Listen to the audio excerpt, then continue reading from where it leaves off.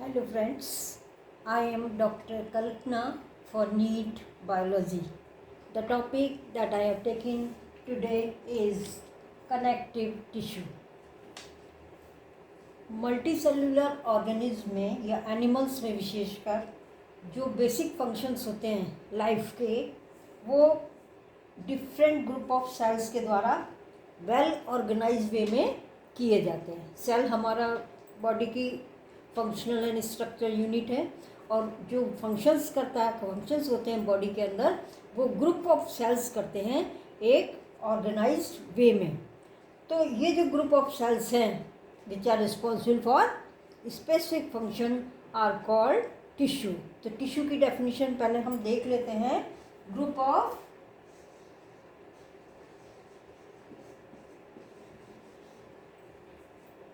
Similar sales,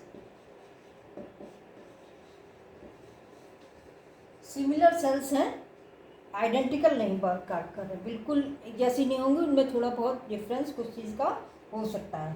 group of similar sales along with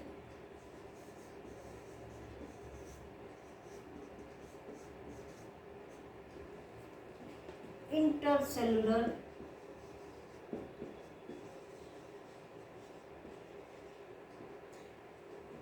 substances. जो sales के बीच बीच में substances हैं वो भी टिश्यू के अंतर्गत ही आएंगे. जैसे अभी हम देखेंगे कि सेल के साथ फाइबर्स आ रहे हैं या और सब्सटेंसेस आ रहे हैं, वो सब ग्रुप टिश्यू में ही आएंगे.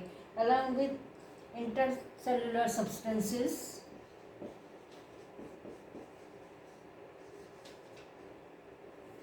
which perform a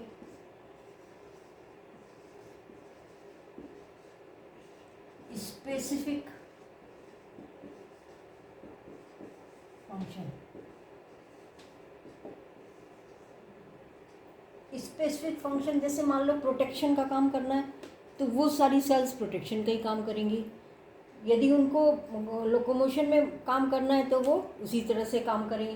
तो ये जो ग्रुप ऑफ सेल्स हैं विद इंटरसेलुलर सब्सटेंसेस, जो उनके बीच में सब्सटेंस है उसको भी इंक्लूड करते हैं, जो एक स्पेसिफिक फंक्शन करते हैं, उनको हम क्या कहते हैं?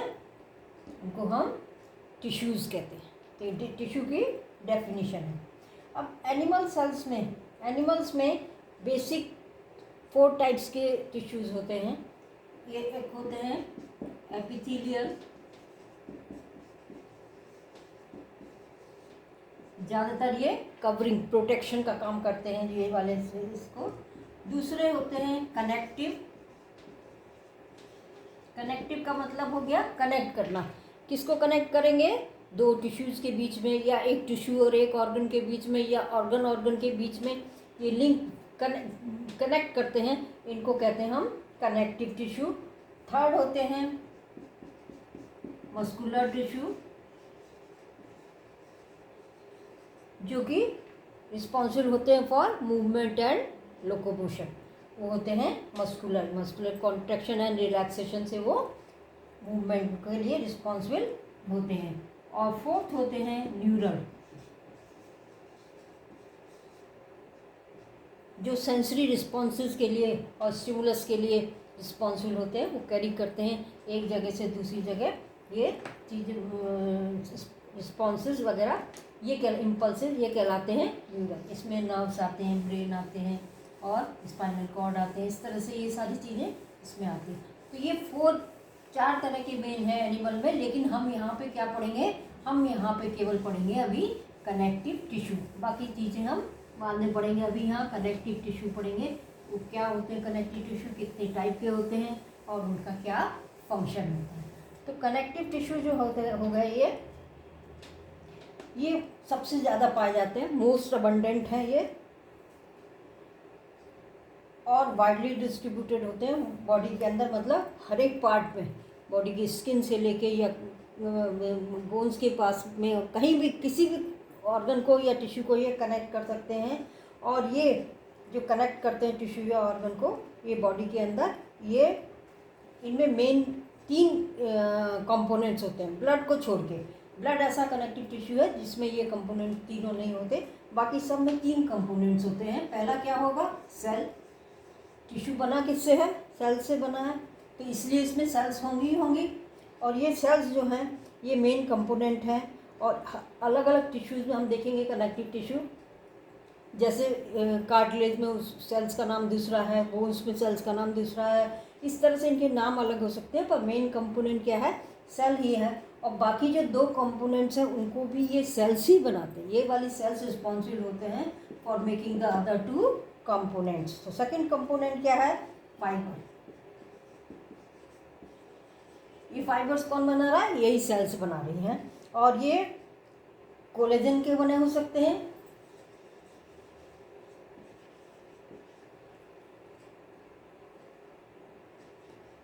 कोलेजन के बने होते हैं। तो ये एक तरह की ग्लाइकोप्रोटीन होती है कोलेजन, उसके होते हैं। जो कोलेजन फाइबर्स होंगे वो उनमें बहुत ज़्यादा टेंसाइल स्ट्रेंथ होती है। और जब ये बंडल के फॉर्म में आ जाते हैं यदि ये, तब तो ये बहुत ही स्ट्रॉन्ग हो जाते हैं। पैरेलल ये बंडल बना लेते हैं और ये इनकी मैक्सिमम स्ट्रेंथ होती है उस समय। मसल्स वगैरह में हमारे यही रहते हैं इसी तरह के।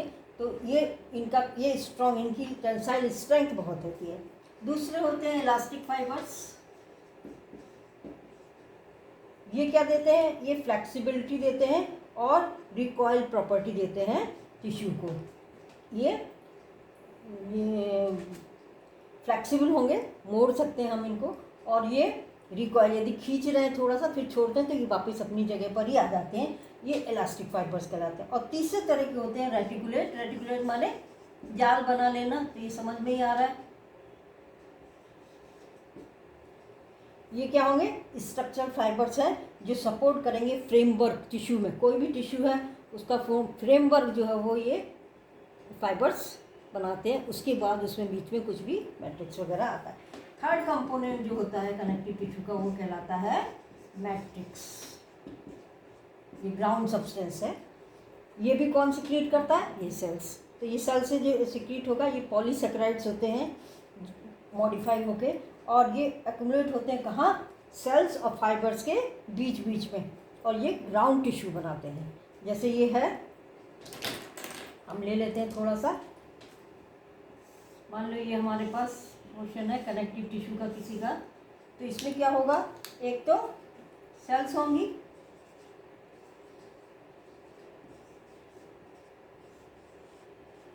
दूसरे फाइबर्स होंगे।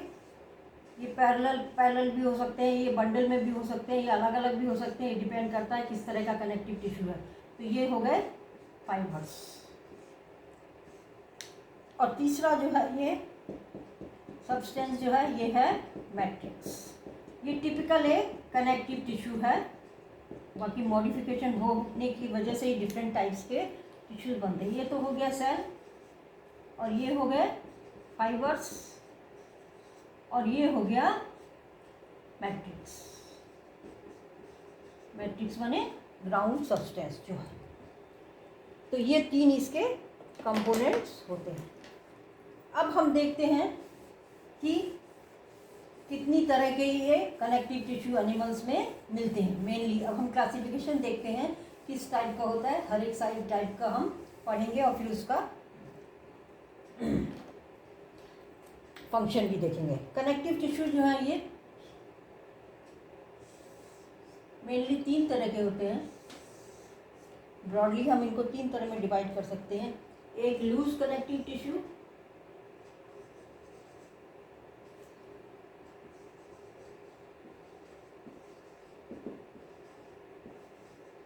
लूज से समझ में आ रहा है इसमें जो कंपोनेंट्स हैं वो डेंसली पैक्ड नहीं रहेंगे, वो दूर दूर रहेंगे, लूज रहेंगे। फिर डेंस वाले में कॉम्पैक्ट होगा, डेंस कनेक्टिव टिश्यू। और थर्ड है स्पेशलाइज्ड कनेक्टिव टिश्यू। ये स्पेशल तरीके के हैं।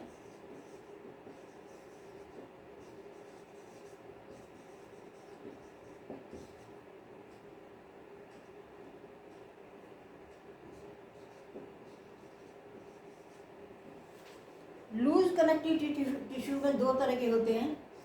एक कहलाते हैं एरियोलर कनेक्टिव टिश्यू, माने ये लूज का एक टाइप है। दूसरे होते हैं एडिपोज कनेक्टिव टिश्यू। तो लूज में एक एरियोलर, ये हमारे स्किन के नीचे होते हैं, और एडिपोज ये भी स्किन के नीचे होते हैं। इसमें फैट डिपॉजिट रहता है। एडिपोज टर्म फैट के लिए यूज होता है। डेंस कनेक्टिव टिश्यू में दो तरह के होंगे, एक तो डेंस रेगुलर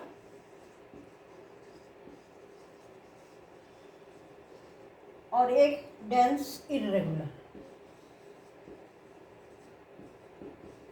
रेगुलर का मतलब क्या हो गया कि सेल और फाइबर्स वगैरह उसमें उनका अरेंजमेंट क्या रहेगा, एक रेगुलर रहेगा, एक पैटर्न पर रहेगा, तब वो डेंस कहलाएंगे, डेंस रेगुलर। और यदि ऐसे ही फाइबर्स भी कोई पर्टिकुलर उनका पैटर्न नहीं है और सेल्स भी ऐसे ही बीच बीच में पड़े हुए हैं, वो कहलाएगा डेंस इररेगुलर। तो डेंस रेगुलर में हमारे दो आते हैं, एक होता है टेंडन और एक होता है लिगामेंट।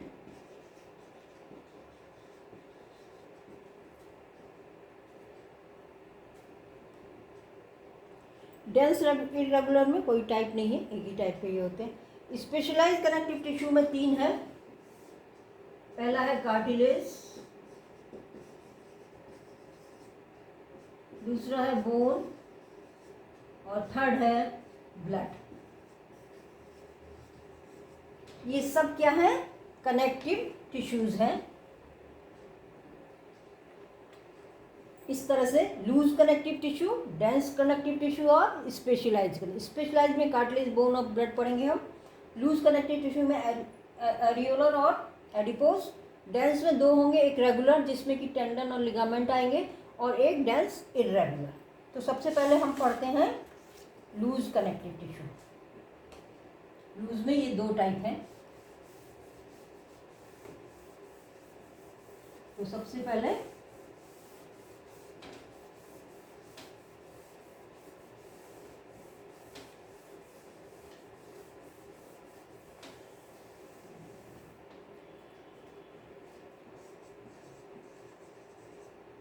लूज कनेक्टिव टिश्यू, नाम से ही समझ में आ रहा है।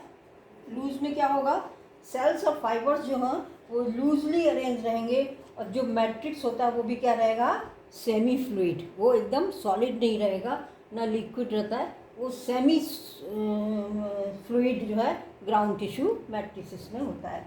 इसमें सबसे पहला हमें लेना है एरियोलर।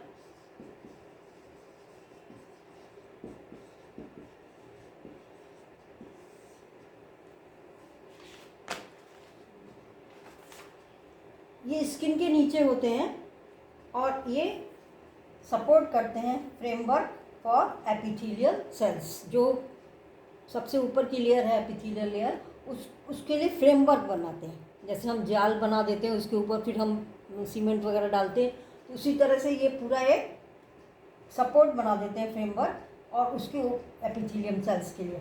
इनकी सेल्स का एक विशेष नाम है। सेल्स क्या कहलाती हैं, फाइब्रोब्लास्ट।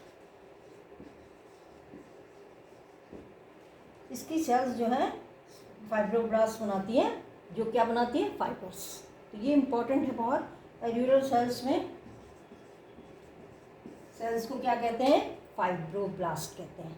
और इसमें और सेल्स भी होती हैं, जैसे कि मैक्रोफेजेस, मैक्रोफाजेस।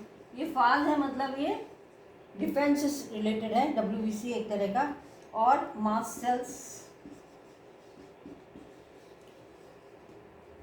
ये एंटीबॉडीज़ बनाती हैं। और जो मैट्रिक्स होता है उसमें लूजली बाउंड, क्योंकि ये लूज है तो लूजली जो है स्कैटर्ड क्या रहेंगे, उसमें लूज स्कैटर्ड उसमें फाइबर्स रहते हैं। तो ये तो होता है एरियोलर।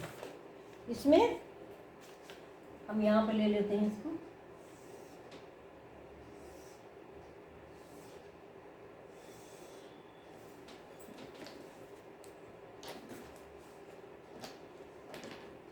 तो इसमें पहला तो सेल्स हो गए, जिसको हम क्या नाम देते हैं, फाइब्रोब्लास्ट। ये बहुत इंपॉर्टेंट है। ये हो गए सेल्स, और फिर ये प्रोड्यूस क्या करते हैं, फाइबर्स।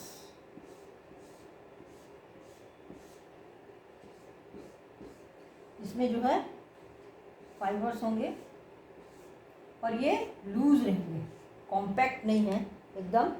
फिर इसके बाद इसमें ये मैट्रिक्स होगा पूरा,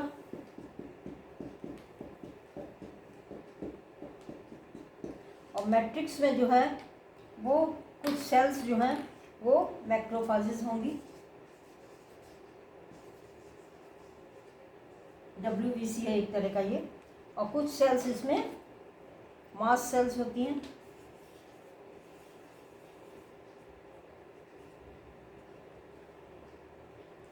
और जो फाइबर्स हैं इसमें वो कोलेजन फाइबर्स होते हैं। बाकी और भी सेल्स होंगी, जो नॉर्मल सेल्स होती हैं वो तो होंगी होंगी। और मेन इसकी जो सेल्स हैं इस टिश्यू की वजह से जो सेल्स हैं, क्योंकि जैसे ये WBC की हैं तो इस ब्लड तो चाहिए ही चाहिए, ब्लड सप्लाई तो होगी ही, तो इसलिए बाकी ये जो है मेन तो ये है सेल जो कि इसके फाइबर्स बनाते हैं, इनको कहते हैं फाइब्रोब्लास्ट। ये फाइब्रोब्लास्ट हो गए और ये कोलेजन फाइबर्स हो गए।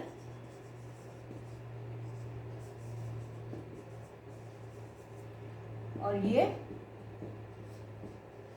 मैट्रिक्स है।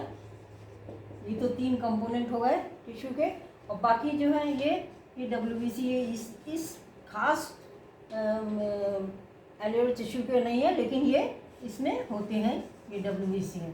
और ये है मैक्रोफाज।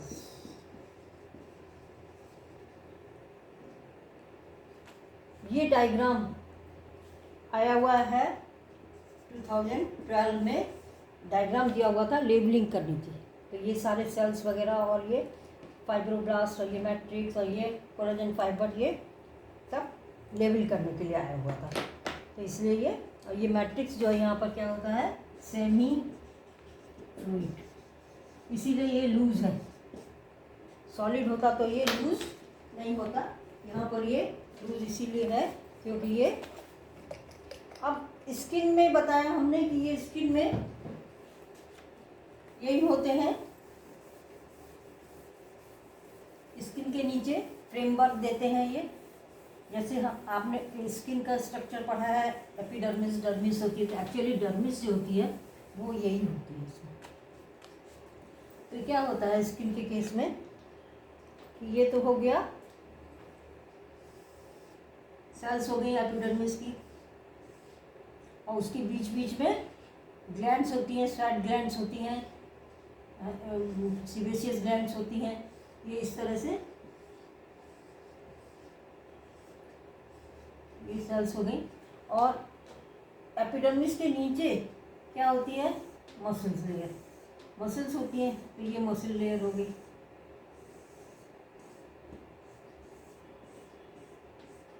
इसको एपिडर्मिस को और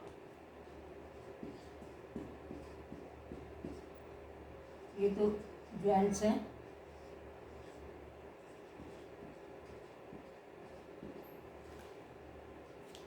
ये है एपिडर्मिस और ये है मसल लेयर। इसके बीच में इनको कनेक्ट करने के लिए जो है वो क्या है, ये loose connective tissue, areolar tissue है ये, और इसको हम क्या कहते हैं, डर्मिस कहते हैं। इसका मतलब इसमें भी सेल्स होंगे, बिल्कुल वही स्ट्रक्चर होगा, और ये लूज रहता है, इसमें फाइबर्स होंगे और मैट्रिक्स होगा। बाकी ब्लड वेसल्स वगैरह वो सब तो सप्लाई हर एक ऑर्गन को चाहिए होती है, इसलिए वो रहेंगे, लेकिन मेन जो कंपोनेंट है कनेक्टिव टिश्यू का वो ये है। तो ये किसको कनेक्ट कर रहा है, एपिडर्मिस और मसल्स को, तो इसीलिए कनेक्टिव टिश्यू इसको कहा जाता है कि ये कनेक्ट करते हैं टिश्यूज़ को। फिर जो है इसके बाद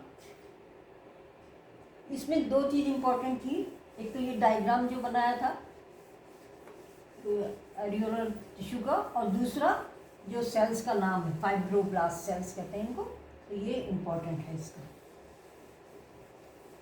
उसके बाद जो है दूसरा आता है वो है एडिपोज टिश्यू। लूज वाले में दूसरा है वो है एडिपोज।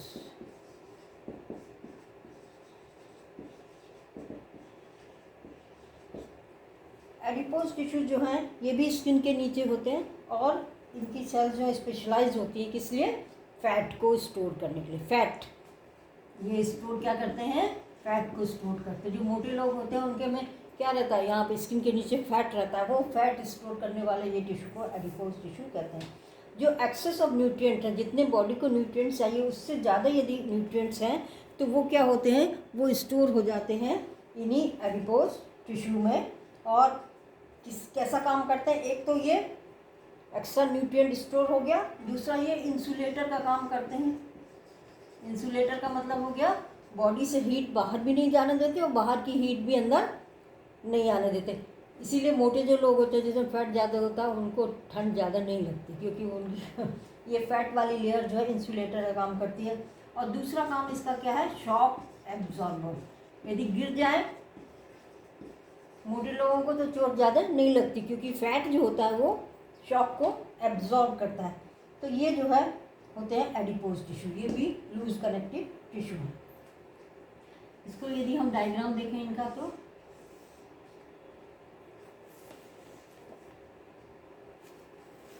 इस तरह से आएगा।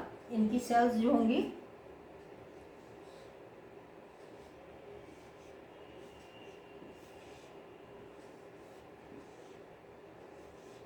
इसमें स्पेशलाइज हो गई है, इसलिए इसमें फाइबर्स और मैट्रिक्स वगैरह उतना नहीं दिखता, पर होता हर एक में ही है।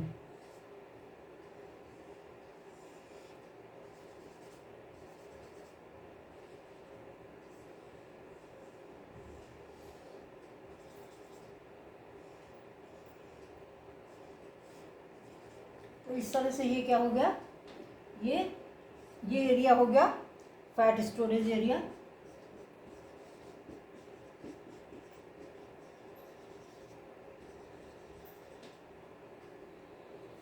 ये इसका न्यूक्लियस है सेल का।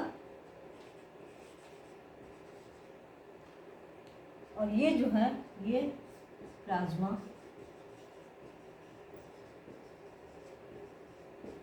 बीच बीच में थोड़ी जगह मिलती है, सेल्स के बीच में थोड़ी बहुत जगह होती है, वहाँ पर जो है मैट्रिक्स हो सकता है, बहुत कम होता है। मेन जगह तो ये फैट से ये भर जाती है। तो इस तरह से ये एडिपोज टिश्यू हो जाता है। अब ये हो गया लूज कनेक्टिव टिश्यू। अब आता है डेंस कनेक्टिव टिश्यू। डेंस है इसका माने क्या हुआ कि उसमें फाइबर्स भी बहुत कॉम्पैक्टली प्लेस्ड होंगे और जो मैट्रिक्स होगा वो भी फ्लूइड नहीं होगा, वो भी क्या होगा? सॉलिड होगा। और फाइबर्स भी बंडल्स बनाएंगे जिससे कि वो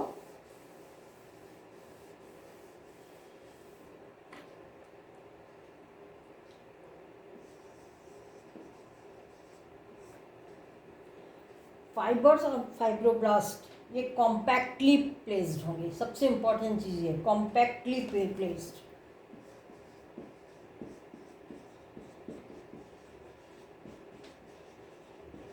कौन कौन?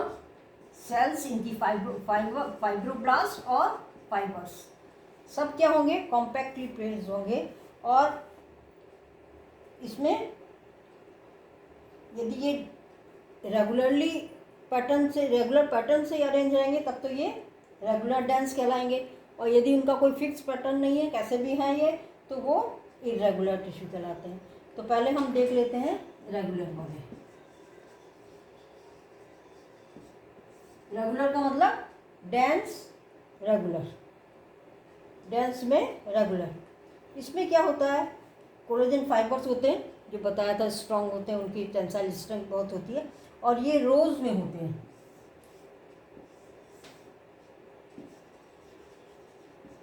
कोलेजन फाइबर्स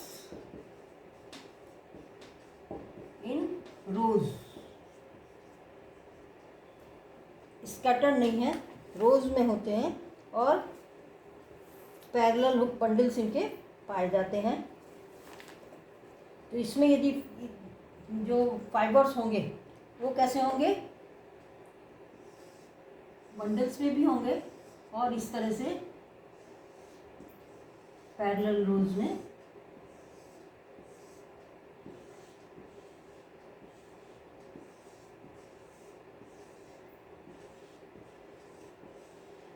इस तरह से होंगे और इनके बीच बीच में जो है वो सेल्स होंगी।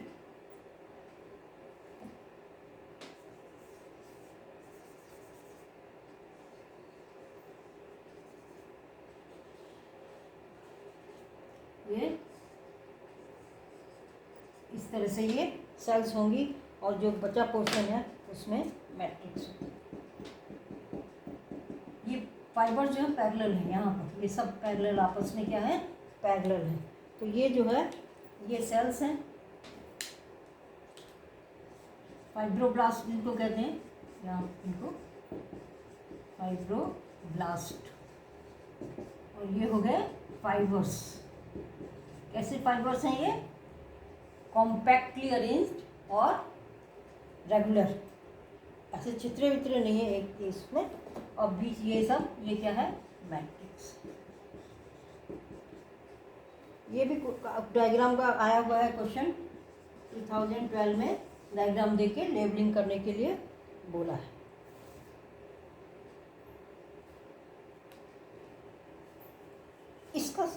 इसमें दो आते हैं, एक टेंडन और एक लिगामेंट। तो टेंडन में क्या है, एग्जाम्पल्स हैं ये कनेक्ट करते हैं इस मसल्स को बोन से। ये अटैच स्केलेटल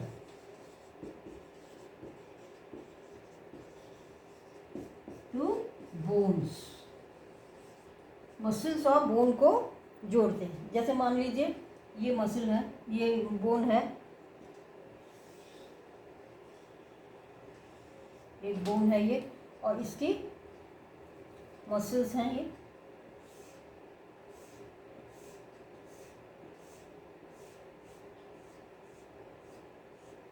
मसल्स हैं, तो यहाँ पे जुड़ेगी, उस जगह पे क्या होगा, इस तरह से ये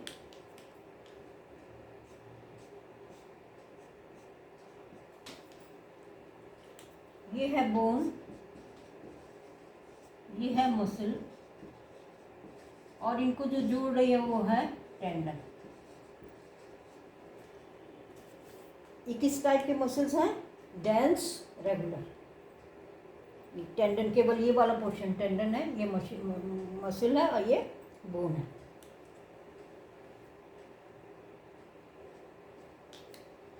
दूसरा इसका एग्जाम्पल होता है लिगामेंट। लिगामेंट सुना होगा, कभी कभी चोट लग जाती है तो लिगामेंट जो है वो उनमें टूट जाते हैं, लिगामेंट्स वगैरह। तो ये लिगामेंट जो होते हैं ये टेंडन की तरह ही है, डेंस कनेक्टिव टिश्यू है ये भी, डेंस रेगुलर। और ये जो है लिगामेंट, टेंडन तो किसको जोड़ रहे थे, मसल को बोन से। लिगामेंट क्या करते हैं, बोन टू बोन, बोन को जोड़ते हैं किससे, दूसरी बोन से। जैसे ये एक बोन है और एक ये बोन है,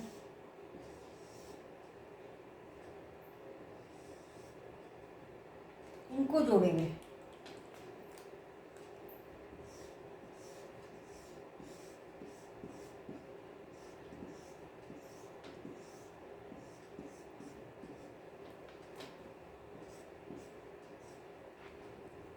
ये है बोन्स और ये है लिगामेंट। इनमें भी वही सेल्स होंगी, फाइबर्स होंगे, लेकिन सब क्या है, डेंस और रेगुलरली बिल्कुल अरेंज है। अब डेंस इरेगुलर, ये दोनों टेंडन और लिगामेंट एग्जाम्पल थे रेगुलर, डेंस और रेगुलर थे। अब डेंस इरेगुलर, इरेगुलर नाम से पता चल रहा है कि यहाँ पर अरेंजमेंट डेफिनेट नहीं होगा, ऐसा नहीं होगा पैरेलल अरेंज होंगे, ऐसा कुछ नहीं होगा। फाइब्रोब्लास्ट और फाइबर्स जो होंगे, फाइबर्स ज़्यादातर कोलेजन फाइबर्स ही होते हैं, और ओरिएंटेड डिफरेंटली, कहीं भी किसी भी डायरेक्शन में ये हो सकते हैं, ये स्किन में ही पाए जाते हैं। तो इसको यदि हम लेंगे तो क्या होगा, बिल्कुल सिंपल है।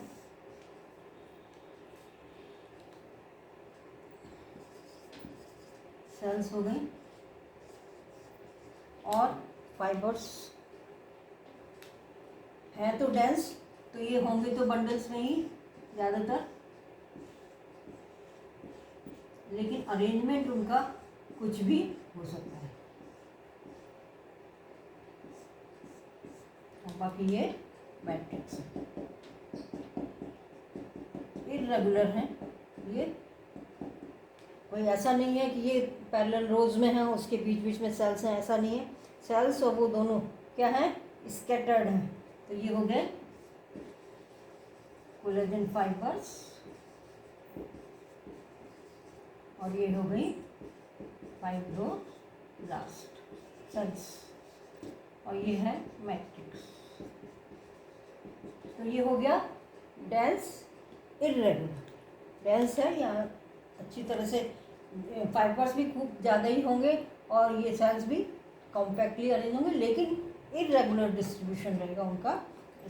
इस तरह से नहीं रहेगा कि वो पैरेलल हैं या उनके बीच बीच में उनका अरेंजमेंट पैटर्न जो है वो फिक्स नहीं रहेगा। तो ये हो गया दो टाइप के। अब तीसरा है specialized connective tissue.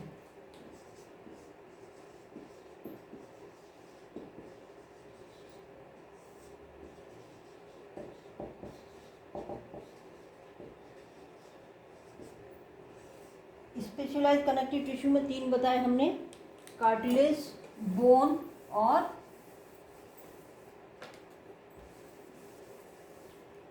Blood. Blood हम यहाँ बहुत ज़्यादा डिटेल में नहीं पढ़ेंगे क्योंकि ब्लड का तो चैप्टर एक अलग से ही पढ़ना है आपको पूरा। तो पहले हम पढ़ते हैं कार्टिलेज।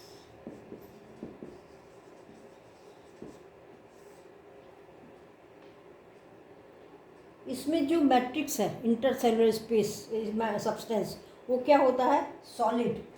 मैट्रिक्स जो है सॉलिड और प्लायेबल। प्लायेबल का माने होता है वो मुड़ सकता है, आप उसको मोड़ सकते हैं, लेकिन ये क्या होता है, रजिस्ट, ये जो है आसानी से कंप्रेस नहीं होगा।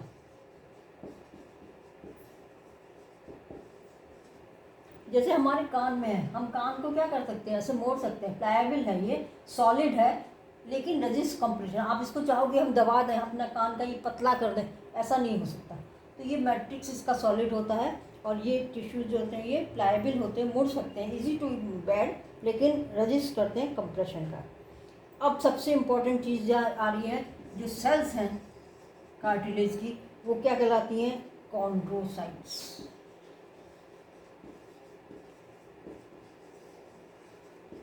ये बहुत इम्पॉर्टेंट है। कार्टिलेज की सेल्स जो हैं वो कॉन्ड्रोसाइट्स कहलाती हैं और ये 2020 में पूछा गया था कि कार्टिलेज की सेल्स को क्या कहते हैं। अब ये जो सेल्स होती हैं ये एक स्मॉल कैविटी के अंदर एनक्लोज होती हैं। ये मान लीजिए इतना टिश्यू हम ले रहे हैं और ये सेल्स हैं।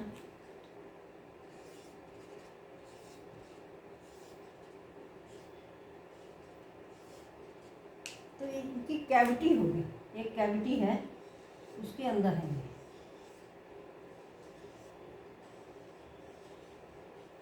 कैविटी के अंदर होती हैं और मैट्रिक्स जो होता है ये मैट्रिक्स है।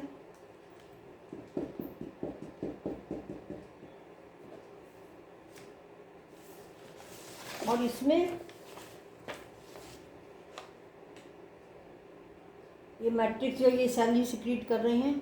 और जो ज़्यादातर कार्टिलेज क्या होती हैं वो एम्ब्रियोनिक स्टेज में होती हैं। ह्यूमन बीइंग में एम्ब्रियोनिक स्टेज में कार्टिलेज बहुत होती हैं और बहुत सारी कार्टिलेज जब एडल्ट बनता है उस समय फिर ये क्या हो जाती हैं, ये चेंज हो जाती हैं बोन्स में। तो ये जो इस तरह से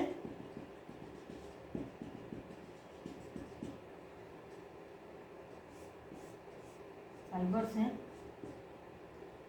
ये मैट्रिक्स है पूरा।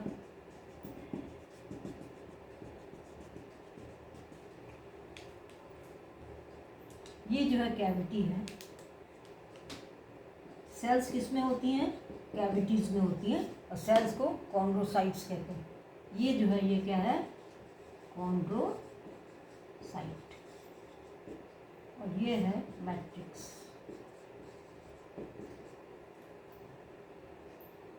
ठीक है, कोलेजन फाइबर।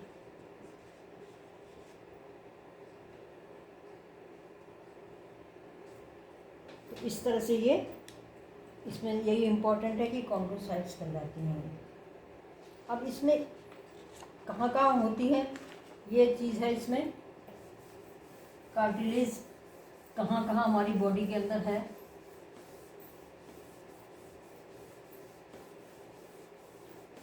पहला तो हमारी tip of the nose,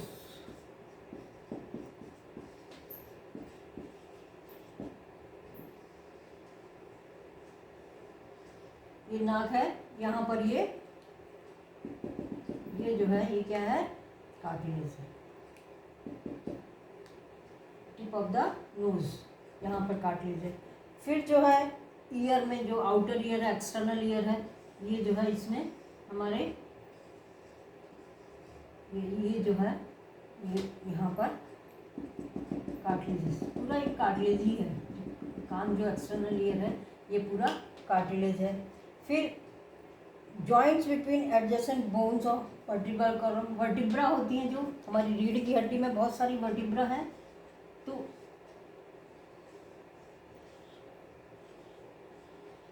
in vertebra में ये एक दूसरे से एकदम जुड़ी हुई नहीं होती। यदि जुड़ी होंगी तो हम अपने को बैंड नहीं कर सकते हैं, बिल्कुल स्ट्रेट रहेंगे। यदि रीढ़ की हड्डी हमारी बिल्कुल सीधी रहे तो क्या रहेगा कि हम बैंड नहीं कर सकते। लेकिन बैंड कर सकते हैं, इसका मतलब क्या हुआ कि इसके बीच में कोई लचीला पदार्थ है। दैट लचीला पदार्थ इज क्या है? कार्टिलेज। ये कार्टिलेज है, ये वर्टिब्रा है। ये तो नोज का हो गया, ये ईयर का हो गया, और ये वर्टिब्रा, वर्टिब्री, प्लूरल वर्टिब्री होती है। फिर लिम्स और हैंड्स में उसमें होती है, और लैरिंग्स और ट्रेकिया। ट्रेकिया में भी आपने पढ़ा होगा, सांस की नली जो है उसमें क्या होता है? सी शेप्ड, इस तरह से सी शेप्ड रिंग्स होती है कार्टिलेजनस, जो इसको चिपकने नहीं देती।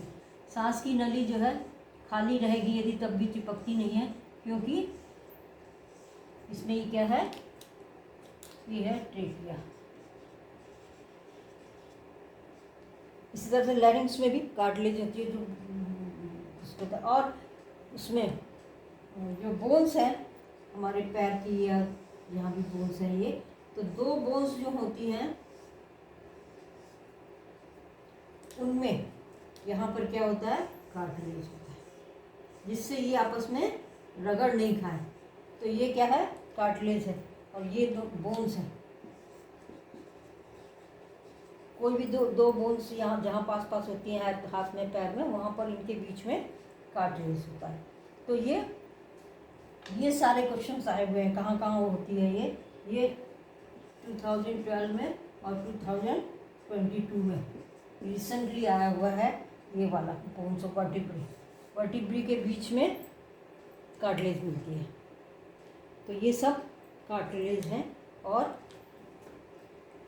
इसमें ये इम्पॉर्टेंट है। जो जहाँ हड्डियों के बीच में इसलिए होती है कि हड्डी के बीच में कार्टिलेज होने से वो उसको पैड का काम करते हैं। ये जो है पैड का काम करते हैं, जिससे कि आपस में बोन्स जो है वो रगड़ती नहीं है, नहीं तो पेन होने लगता है। जब कार्टिलेज घिस जाती है तो बूढ़े लोगों में पैर में, नी वगैरह में प्रॉब्लम आ जाती है।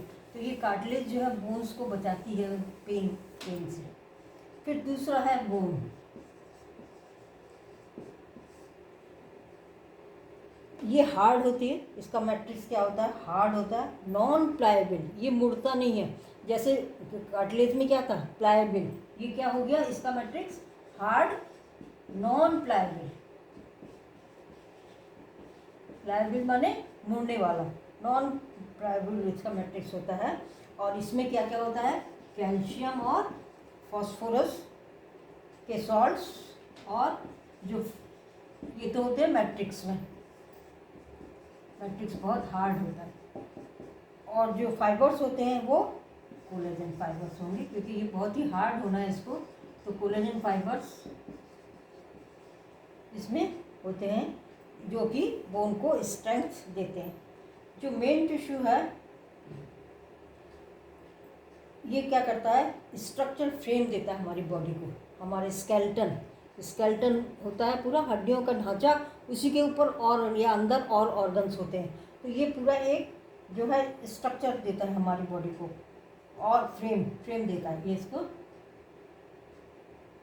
और इसकी सेल्स को जो है वो क्या कहते हैं, जैसे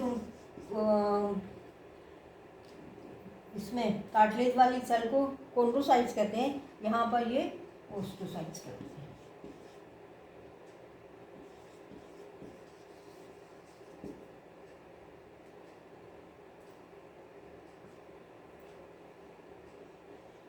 ऑस्टियोसाइट्स कहलाती है, बहुत इम्पोर्टेंट।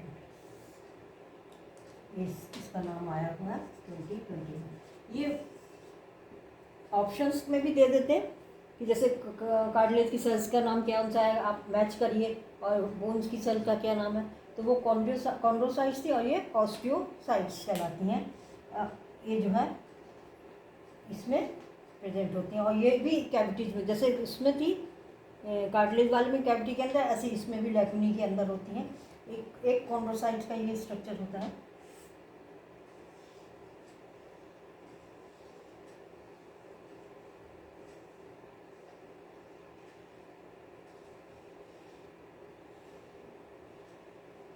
इस तरह से होता है, इसमें इतने प्रोसेसेस निकले रहते हैं। और जहाँ पर बोन होगा, बोन टिश्यू, मान लीजिए हम इतना देख रहे हैं, उसमें क्या होगा, बीच में एक कैनाल होती है और उसके चारों ओर ये ऑस्टियोसाइट्स लगे रहते हैं।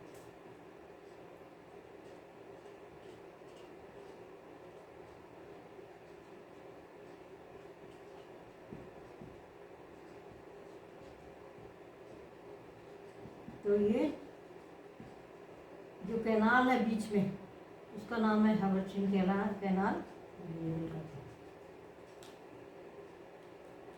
ये कैनाल है,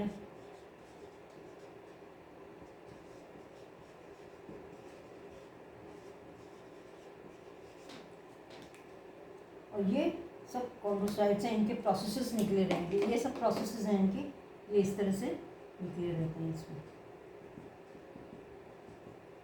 एक दूसरे को टच भी करते हैं, ये एक के प्रोसेसेस दूसरे के प्रोसेसेस को टच करते हैं, और इस तरह से ये जो है ये प्रोसेसेस हैं इसके। और ये भी इसमें मैट्रिक्स में जो है इस प्रोटीन होती है,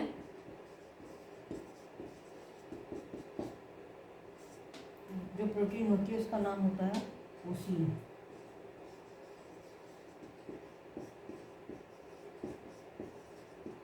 ये भी इसको हार्डनेस देती है।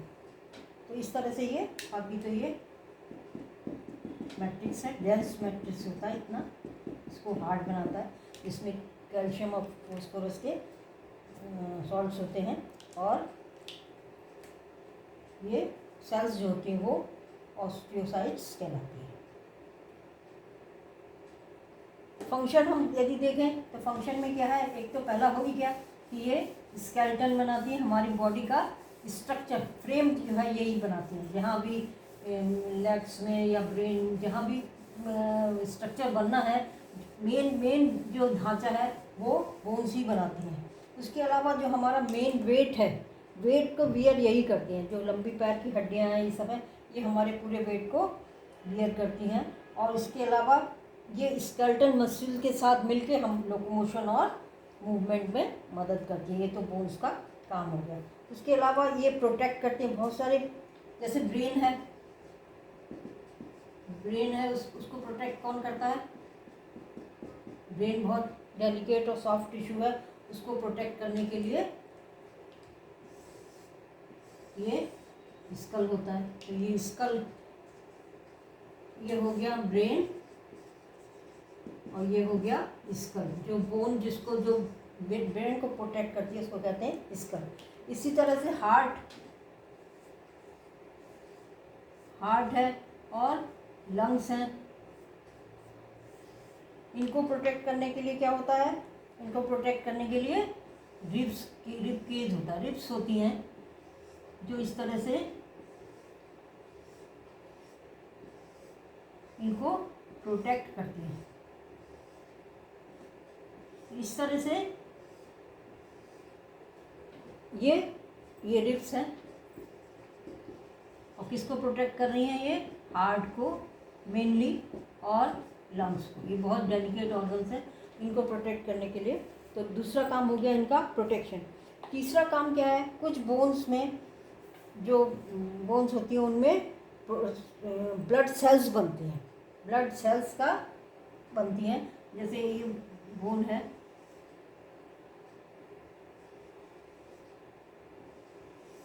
इस तरह से, तो इनका एंड ये सिरा क्या रहता है बोन का, लंबी बोन का, ये स्पंजी होता है। ये सिरा जो है स्पंजी होता है, इतना सॉलिड नहीं होता जितना ये है। ये स्पंजी बोन है।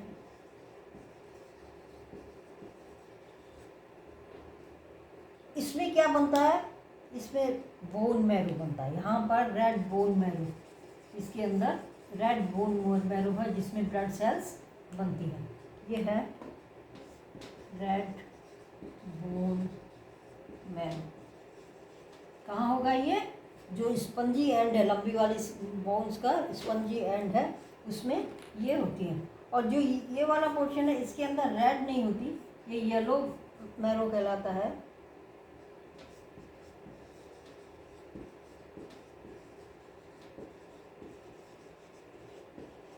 रेड बोन मैरो का क्या काम है कि ये ब्लड सेल्स बनाती है। इस प्रोसेस को कहते हैं, ये जो रेड ब्लड सेल्स बनने का प्रोसेस है इसे कहते हैं हीमोपोइसिस। हीमोपोइसिस माने ब्लड सेल्स का बनना। कहाँ बनती है, रेड बोन मैरो। कहाँ पर होती है, जो लंबी वाली बोन्स होती हैं उनके यहाँ पर। ये येलो बोन मैरो है, ये भी ब्लड सेल बना सकती है बट केवल इमरजेंसी में। तो जब इमरजेंसी होती है तब ये येलो बोन मैरो जो है ये ब्लड सेल्स बनाती हैं। अदरवाइज रेगुलर केस में ये रेड बोन मैरो जो है बहुत इम्पॉर्टेंट है। बोन मैरो ट्रांसप्लांट सुना होगा आपने, ये बहुत ही इम्पॉर्टेंट पार्ट है क्योंकि ये ब्लड सेल्स बनाता है। तो ये हो गई कार्टिलेज और बोन्स। बोन्स का फंक्शन, बोन्स ज़्यादा हार्ड होती हैं, प्लायबल नहीं होती हैं, मुड़ नहीं सकती हैं कार्टिलेज के। अब अगला आ जाता है ब्लड। ब्लड का हम यहाँ बहुत ज़्यादा डिटेल नहीं पढ़ेंगे। ये इसमें क्या है, फ्लूइड कनेक्टिव टिश्यू। जितने भी थे अभी सॉलिड थे, ये फ्लूइड कनेक्टिव टिश्यू है। फ्लूइड मीन्स जो फ्लो कर सकता है। ब्लड को क्यों फ्लो करता है, क्योंकि यही जो है बॉडी के अंदर केवल यही टिश्यू है जो क्या करता है, सब बॉडी को हर एक चीज़ सप्लाई करता है। ऑक्सीजन जानी है तो भी ब्लड के थ्रू जाएगी, कार्बन डाइऑक्साइड जानी है तो भी ब्लड के थ्रू जाएगी, जो एक्सक्रीटरी प्रोडक्ट्स हैं वो भी ब्लड के थ्रू ही निकल बॉडी के अंदर जाते हैं, फ्लो करते हैं। तो ये फ्लूइड जो है कनेक्टिव टिश्यू है और ये क्या करता है, हेल्प करता है इन ट्रांसपोर्ट ऑफ वेरियस सब्सटेंसेज। इसमें क्या क्या होता है, प्लाज्मा होता है, आरबीसी होता है, डब्ल्यूबीसी होता है और प्लेटलेट्स होते हैं। तो एक तो प्लाज्मा जो लिक्विड पार्ट है, जो इसका लिक्विड पार्ट है वो क्या कहलाता है, प्लाज्मा कहलाता है। फिर इसमें आरबीसी होती है। आरबीसी वैसे तो गोल दिखाई देंगी, साइड से देखोगे आप तब ये इस तरह की दिखाई देती है। इसमें न्यूक्लियस नहीं होता पर ये हीमोग्लोबिन को लेके जाते हैं। आरबीसी हो गई। फिर इसमें डब्ल्यूबीसी होते हैं, ये न्यूक्लिएटेड होते हैं और अलग कई साइज के डिज़ाइन उसके हो सकते हैं, हो सकते हैं। ये है डब्ल्यूबीसी। और कुछ क्या होते हैं, प्लेटलेट्स होती हैं। ये जो है जो ब्लड क्लॉटिंग में हेल्प करते हैं। ये हो गई प्लेटलेट्स। तो इतने कंपोनेंट्स हैं इसके। लिक्विड वाला पार्ट प्लाज्मा और ये कॉर्पस्यूल्स, इसमें RBC, red blood corpuscle, WBC और प्लेटलेट्स कोआगुलेशन में, क्लॉटिंग में, ब्लड की क्लॉटिंग होनी चाहिए। जब चोट लग जाती है तो ब्लड फ्लो नहीं करना चाहिए, इसमें काम आती है। और ये तो इसमें क्या हो गया, पहले प्लाज्मा,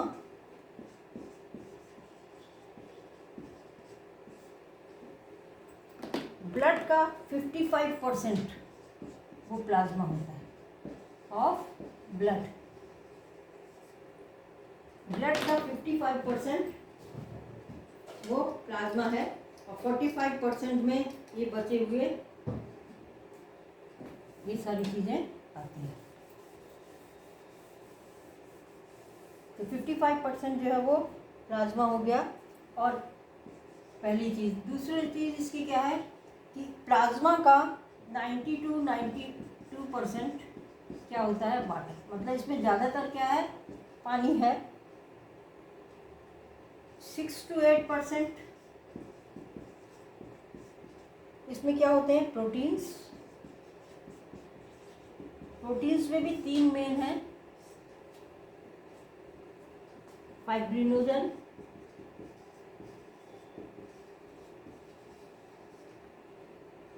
ग्लोबुलिन्स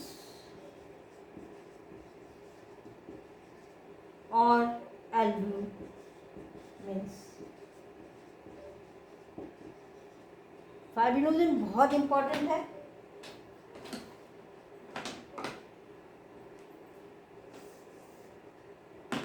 क्योंकि ये क्लॉटिंग में मदद करता है, बहुत इम्पोर्टेंट प्रोटीन है। कहाँ है ये, प्लाज्मा में है। ये जो है 2013 में भी आया है और 2018 में भी पूछा है, विच protein is responsible for blood clotting. Globulins जो है ये डिफेंस में काम करती हैं,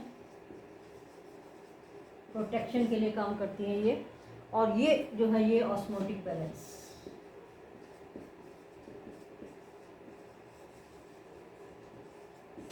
तो ये 3 तरह की प्रोटीन है जो 6 to 8% का पार्ट होता है प्लाज्मा का। और इसके अलावा इसमें स्मॉल अमाउंट्स ऑफ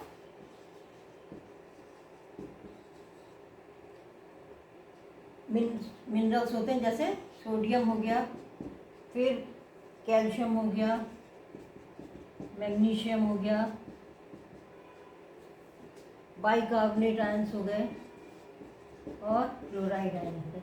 तो इस तरह से ये तो इसमें, इसके अलावा जितने भी ट्रांसपोर्ट हो रही है सबसे से एक ऑर्गन से दूसरे ऑर्गन, खासकर जैसे लिवर से किडनी में जाता है यूरिया, या जो डाइजेस्टिव फूड है वो डाइजेस्ट होने के बाद जो डिफरेंट ऑर्गन्स में जाना, वो सब किस में होगा, ब्लड में ही जाएगा। और ब्लड में भी ज़्यादातर क्या होता है, प्लाज्मा में डिजॉल्व होके ही जाता है।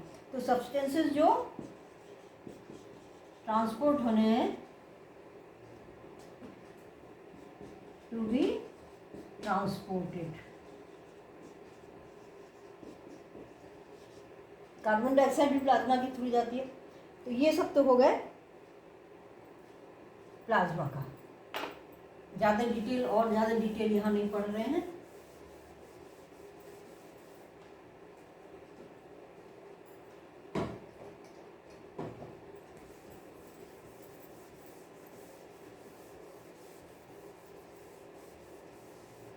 और ज़्यादा डिटेल के लिए पूरा ब्लड का चैप्टर अलग से है, इसको यहाँ नहीं मिल रहे हैं।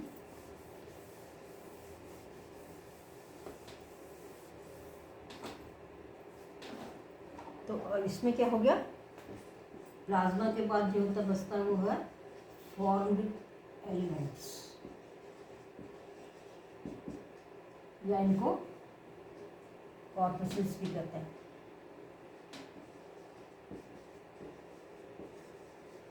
रेड ब्लड कॉर्पस्कल्स, वाइट ब्लड कॉर्पस्कल्स, इस तरह से। अब इसमें पहली चीज़ तो ये हो गई कि 45% ऑफ ब्लड होगा ये, क्योंकि 55% क्या था, प्लाज्मा था। तो 45% जो है ये ब्लड का ये एलिमेंट्स होते हैं। इसमें आरबीसी, रेड ब्लड कॉर्पस्कल्स और इरिथ्रोसाइट्स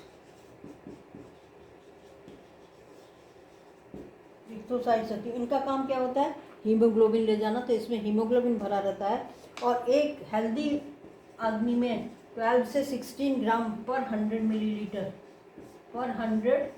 मिलीलीटर ब्लड होना चाहिए हीमोग्लोबिन। तो ये आरबीसी का काम क्या है? हीमोग्लोबिन भरा होता है जो ऑक्सीजन लेके जाता है लंग्स से डिफरेंट टिश्यूज़ में। तो ये, और फिर एक हो गया वाइट ब्लड कॉर्पस्कल्स। ये क्या होती हैं? इसमें न्यूक्लियस नहीं होता, क्योंकि न्यूक्लियस नहीं होने से हीमोग्लोबिन ज़्यादा से ज़्यादा उसमें आ सकता है। ये न्यूक्लिएटेड होती हैं, न्यूक्लियस होता है। वेरिएबल साइज की होती है, इरेगुलर टाइप की होती हैं, मैनी टाइप्स। ये जो है इसकी टाइप्स वगैरह हम यहाँ नहीं पढ़ रहे भी। ग्रेनुलर होती है, ग्रेनुलर होती है, इरेगुलर शेप होती है, अमीबॉइड होती है। और ये इनका काम क्या है? डिफेंस। ये जो है एंटीबॉडी या डिफेंस बॉडी के लिए ये यूज होती है। और फिर हैं प्लेटलेट्स। ये जो है ये कोआगुलेशन ऑफ